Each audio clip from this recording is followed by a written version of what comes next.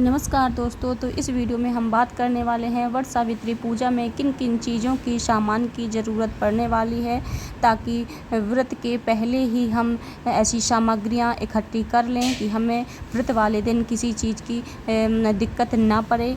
तो क्योंकि काफ़ी बार होता है कि कुछ चीज़ें हैं जो हम भूल जाते हैं समय पर, उसी समय हमें याद आती हैं, तो पहले से ही लिस्ट बना कर रख लें कि आखिर पूजा में किन किन चीज़ों की ज़रूरत पड़ने वाली है।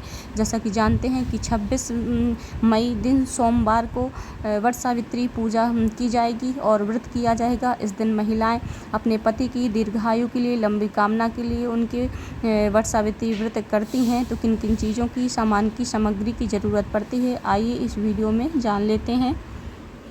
सबसे पहले तो वट सावित्री की सभी महिलाओं के लिए बहुत बहुत शुभकामनाएं। सभी की सुहाग की अच्छी कामना करती हूँ। और वट सावित्री पूजा के लिए विशेष सामग्री की आवश्यकता है, तो महिलाएं सुहाग और श्रृंगार के सामान के साथ साथ पूजा के सामान की खरीदारी भी करती हैं। तो आइए जान लेते हैं वट सावित्री पूजा की सामग्री आपको किन किन चीज़ों की ज़रूरत पड़ने वाली है। सबसे पहले तो आपको एक पूजा की थाली लेनी है। वह थाली आप तांबे की ले सकती हैं, पीतल की ले सकते हैं या फिर स्टील की ही ले सकते हैं। अगर तांबे की, पीतल की थाली है तो बहुत अच्छा है। उसके बाद सावित्री और सत्यवान की मूर्ति या चित्र लेना है। पूजन के लिए कच्चा सूत या मौली लेना है, जिसको हम बरगद पे लपेटते हैं। हल्दी, कुमकुम, रोली, चंदन, चावल, सिंदूर, ये सब आपको लेना है। अक्षत चावल ले लेने हैं। पान के पत्ते और 2 सुपारी गणेश और गौर बनाने के लिए सुपारी लेंगे, और पान के पत्ते मतलब कि गौर को विराजमान करने के लिए पान के पत्ते लेंगे। फल विशेषकर आम और खरबूजा या तरबूजा, जो हमें प्रसाद में चढ़ाना पड़ता है। मिठाई, पूजन प्रसाद जैसे पूड़ी और पुए, तो हमारे यहाँ जो यूपी में है पुए और पूड़ियाँ बनाई जाती हैं। और जैसे कि गुलगुले, गुड़ के गुलगुले बनते हैं मीठे, वो बनाए जाते हैं। आपके यहाँ जो भी बनता हो प्रसाद में आप वो ले लीजिएगा। काला चना, पूजा के लिए काला चना जिससे हम परिक्रमा लगाते हैं। दीपक बाती घी की दो दीपक घी के आपको लगा लेना है। एक आप दीपक पूजा शुरुआत करने से पहले और एक दीपक पूजा के आरती के लिए रखेंगे। अगरबत्ती और धूप बत्ती, 7 प्रकार के अनाज।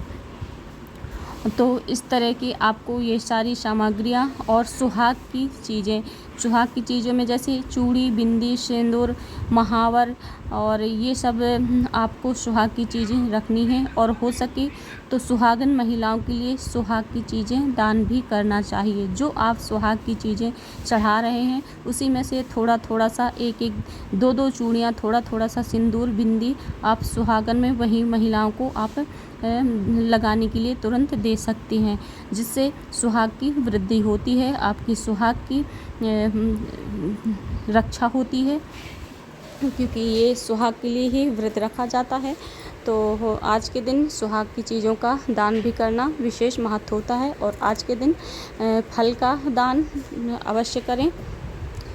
तो फ्रेंड्स, इस वीडियो में हमने पूजन से जुड़ी हुई कुछ सामग्रियों जो पूजा में लगने वाली हैं।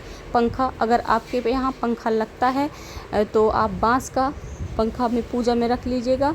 और धागे से बना हुआ एक माला जिसमें 12 गांठ लगाई जाती हैं, तो वो माला आपको धागे से बना लेना है। और कच्चे सूत से ही बनाते हैं हमारे यहाँ, उसमें 12 गांठ लगाते हैं। तो और वह धागा फिर वहाँ पे पूजा में चढ़ाने के बाद फिर अपने गले में पहनते हैं। तो इस तरह से पूजा की जो सारी सामग्रियाँ हैं ये जान ली।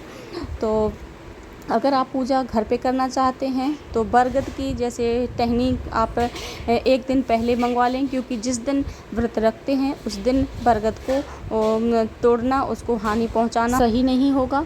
तो इसलिए एक दिन पहले ही बरगद की टहनी को तोड़ लें और घर पर अगर आप पूजा करना चाहते हैं तो। वैसे मैं कहूँगी कि बाहर ही पूजा करें, क्योंकि ऐसे टहनी को तोड़कर घर में पूजा करना उससे ज़्यादा बेहतर है कि पूरे बरगद की वृक्ष की ही पूजा की जाए।